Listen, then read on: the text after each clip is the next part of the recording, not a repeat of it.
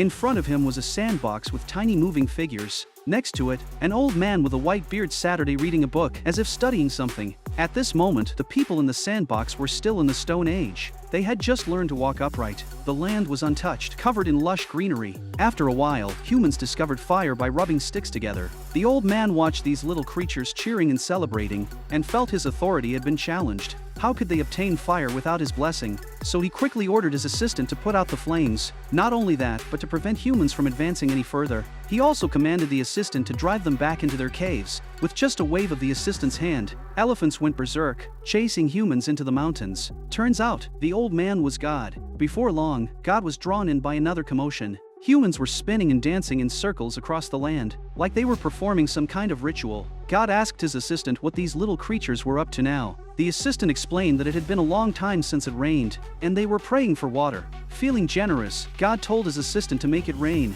The assistant picked up a spray bottle and gave the sandbox a few spritzes, and just like that, rain started falling in the human world. Seeing them raise their hands to the sky in gratitude, God burst out laughing. He put his book aside. His playful side kicked in. He ordered his assistant to make it rain over and over again. Watching humans grovel and flail about only made him feel even more powerful. God downsized off after lunch, but when he woke up, human civilization had advanced at lightning speed. Skyscrapers covered the land. The economy and technology had reached peak development. Annoyed, God turned to his assistant and grumbled, "These concrete jungles are an eyesore," then ordered his assistant to burn them down. Flames erupted everywhere, explosions echoed in the distance, but even that wasn't enough for God. He wanted more excitement, so he demanded a tornado. His assistant pointed out that a city couldn't naturally produce a tornado. God snapped, "Who cares? I make the rules here." If he wanted to destroy this human world, he could just build another one from scratch. Left with no choice, the assistant summoned a massive tornado.